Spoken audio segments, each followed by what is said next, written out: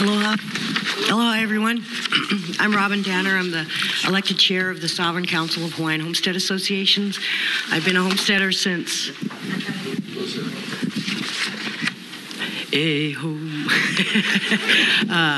I'm a Anahola homesteader since 1998 and a waitlister before that. I am still a waitlister, so we do have many good commissioners that are on the wait list and lessees.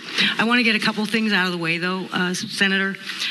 Everybody talks about sufficient funds. I would like you to remember, though, DHHL failed to spend $70 million in the HOSDA money, and so the Congress basically took them down to nothing. Do you think they burned the money? No. They don't have the capacity to spend. So sufficient funding, throwing money is not a problem solver. They don't have the capacity.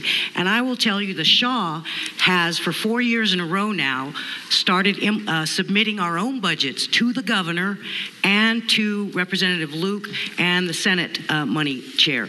Our budgets have largely been adopted by the legislature, and it has been right on at $25 million a year for operations and $20 million a year in CIP consistently. That is excellent. So, but I went back and looked. DHHL, the last two bienniums, even failed to spend the $25 million a year. So if you're thinking about money is the problem, it ain't. Elmer is absolutely correct. There is a problem at DHHL. It is a wild child that needs its mother and father, who is the legislature, to oversee and hold it accountable. In my submission to you, I laid out three major things. The solutions, some of the things that we've accomplished as a Shaw. We pushed DHHL to create a land use form. Before that, it was lunch and a handshake in a back room. Now there's a form. The Shaw created the concept of beneficiary consultation with Senator He. We had to come to a legislator. DHHL wouldn't listen. It was the Shaw that promoted the housing credit legislation to monetize affordable housing credits by developers so that our people could get monetary benefit from that.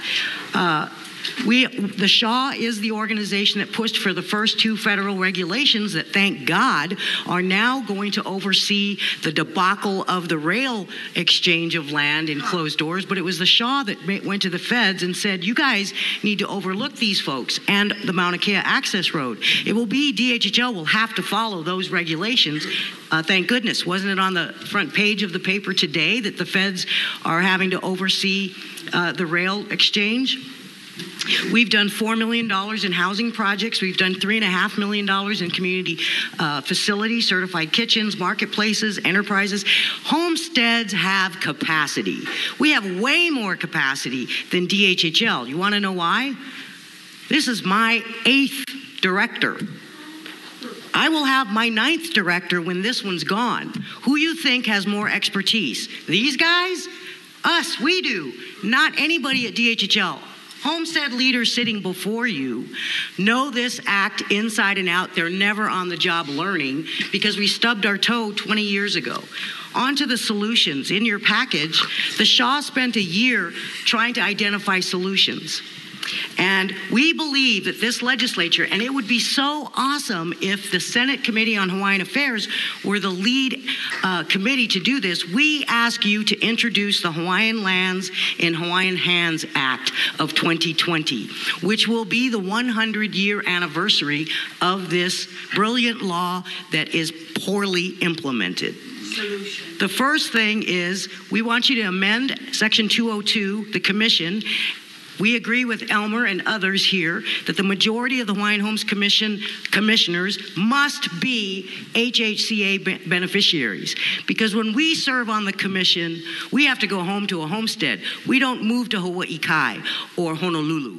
So we have to be accountable back to our people. We want 5 of 9 of those commissioners to be HHCA beneficiaries. Number 2, we agree with Elmer 100%. We want you to make a technical amendment to the Hawaiian Homes Commission Act to depoliticize the governor selection process of DHHL by establishing a process for selecting the DHHL director similar to the same awesome law you created, the Judiciary Selection Committee on selecting judges. We want homestead associations for us to fight behind closed doors and come up with and interview people who want that job and then submit 3 names to the governor, just like he is done by the bar associations, and the governor has to pick from our handful of 3 names that we have interviewed. We know the problem with most directors, if you look at just the last 10, they've been planners. One was a BIA construction guy, another planner, a boat harbor master. We don't have anybody with finance and development. You can bet your rear end, homestead beneficiaries are going to interview people, and we're going to send people that have the skills to run this department. We want to amend Section 202 to remind the DHHL and the state that it's the entirety of state government that is responsible to our people, not the best or the worst of DHHL. And so we want you to make a technical amendment that mandates the state to create an interagency council. Department of Ag, Department of Education, HTA, they should be spending some of their $100 million a year on homesteads to do tourism there. We want you to make a technical amendment to the Hawaiian Homes Commission Act to mandate your child, DHHL, to do quarterly reporting. Annual is too late. They wouldn't screw up already. We need quarterly reporting and to require beneficiary consultation to require a 45-day period. We want autonomous legal counsel, the way UH has, the way that OHA has. We want Act 14, Senator Kahele. We would like a technical amendment to revisit the fact that Act 14, you hit so rightly, mandated that DHHL was supposed to report to you, the legislature, and to us, the beneficiaries, how they spent our $600 million. 20 years, not one single report. Mom and dad keeps letting this child get away with murder. We want parity for beneficiaries. You allow DHHL to value our properties differently than the rest of our citizens. You allow DHHL to foreclose on Native Hawaiians differently than our fellow citizens. And so we want a technical amendment that gives us parity. We also want improved access of our trust assets to us. Bo is incorrect when he says we have to use Chapter 171. No.